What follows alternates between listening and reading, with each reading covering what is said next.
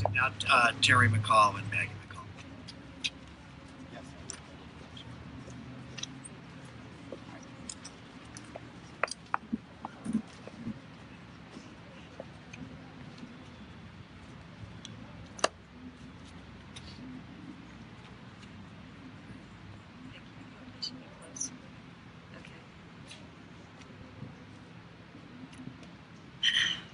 Hello, my name's Teri McCall, and I'm here with my daughter Maggie.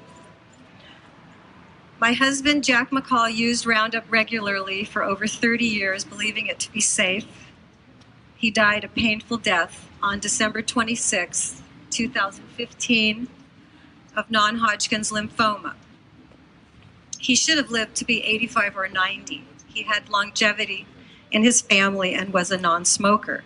Instead, I was robbed of my best friend, my soulmate, my everything. He died shortly after our 40th year anniversary. Jack's initial symptoms were the same as that of our family dog, Duke, who also died of lymphoma after developing lumps in his neck. He had spent his life following Jack around the farm and was significantly exposed to Roundup.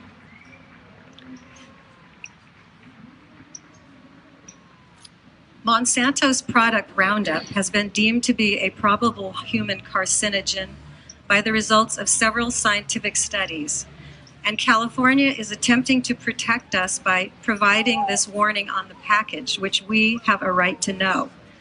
Monsanto, however, is attempting to block this action by filing a lawsuit against California to keep us all in the dark about the danger.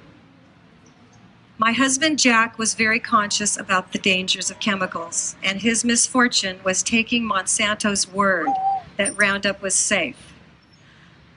I don't want to see any more unsuspecting people die from cancer because they didn't know of the danger to their health from exposure to Roundup. Glyphosate in Roundup needs to be on the list of Prop 65 chemicals that are dangerous to our health, so that people can make informed decisions for themselves about the risks that they are willing to take. I don't believe my husband would have been willing to take that risk. Thank you.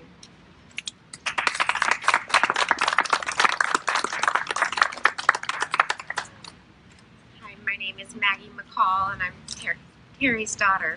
And my dad was definitely the last person you would think to get cancer. He was an avid surfer, and as a family, we ate out of the garden for pretty much every meal, thinking that that was living a healthy life.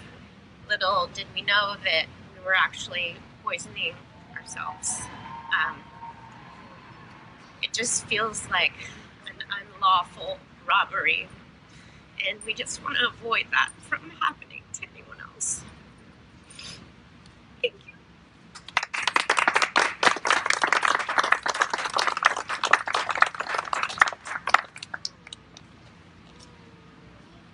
Maggie has graciously agreed to hold. I think that's a nice picture.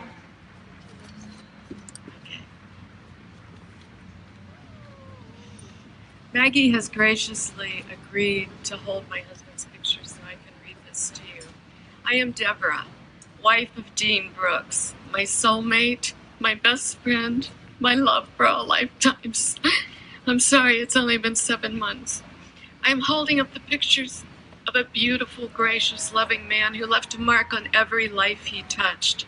An athlete, a 7th degree black belt, a samurai meaning to serve with honor, discipline, compassion, an actor trained in New York and Hollywood, a noted theater director, and a gracious man who was loved by all, who touched deeply many hearts by the lovely Brooks he wrote for my gallery.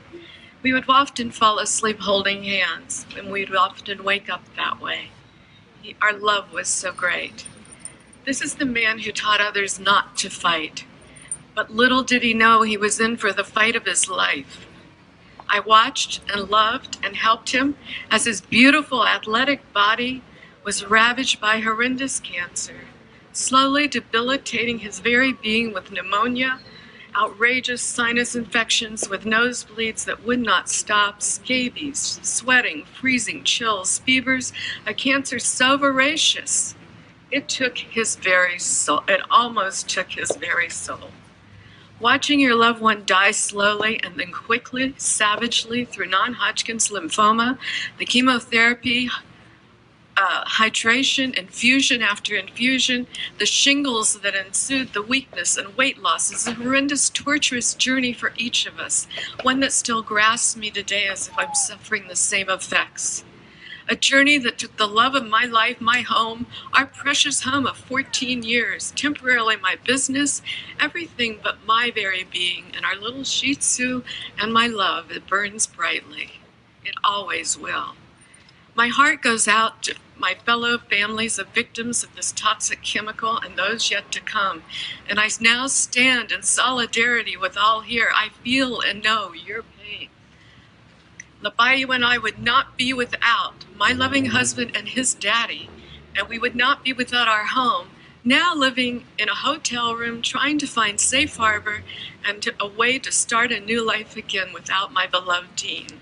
This chemical must be listed as a toxic chemical that can cause cancer under Prop 65 in the state of California, albeit in the United States. Our government must be held accountable for the people for listing this chemical with proper warnings, as they do with cigarettes. I pray that Monsanto's lawsuit is dismissed so that the government can list glyphosate and Roundup as toxic cancer-causing agents. It is imperative that we, the people, are protected against greed and companies who produce products that are toxic with no concern for human life. My husband, Dean, was an athlete, a 7th-degree black belt, as well as a noted actor and theater director schooled in Shakespeare and ancient mythology. He was a very wise man. If he knew that a weed killer could have killed him and left his wife struggling to survive, after providing for the two of them and taking care of him, he would never have used the product. He would have lived with the weeds.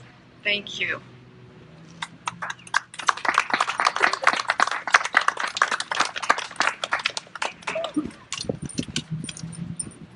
And next is Arturo Rodriguez on behalf of the United Farm Workers.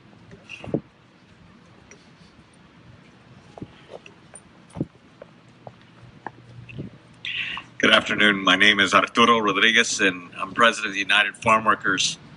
And thank you, Michael, for that introduction explanation. We are extremely honored to be here today with the families that have the victims that have just spoken and gone through this incredible journey that they've had to go through with their loved ones.